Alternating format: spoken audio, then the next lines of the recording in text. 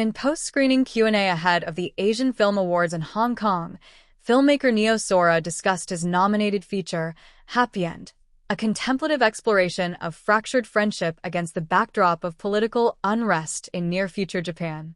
In the film, in near-future Tokyo, the threat of a catastrophic quake looms. Two friends, Yuta Kurihara Hayato and Korean-origin Hidaka Yukido, prank their principal before graduation, leading to school surveillance installation.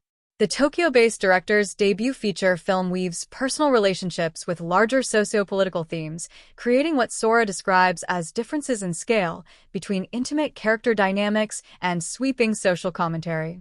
The core of the film is friendship, but specifically the feeling you get when you lose a friend because of political differences, Sora explained.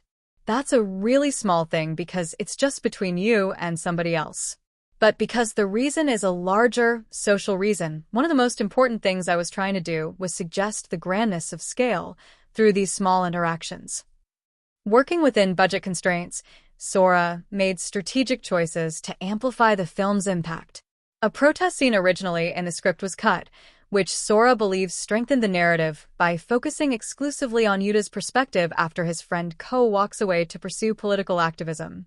Ko suddenly has this world that is inaccessible to us, just like it's inaccessible to Yuta, Sora said. Those kinds of realizations that maybe we're actually living in different worlds now. Even though our worlds were once the same, those are the things that lead to the end of their friendship. Set in a near future where DJ culture has become somewhat antiquated and AI-generated music dominates, Happyend explores resistance to commercialization. The film opens with authorities shutting down an underground music venue. The majority of people listen to music generated by AI, depending on what it makes you want to listen to, Sora revealed about the film setting. This population of DJs go against that. They're like, no, we want to choose what we listen to ourselves and discover the things that really resonate with us today from the past. Sora uses this narrative framework to examine Japanese identity and xenophobia, topics he connects directly to historical amnesia.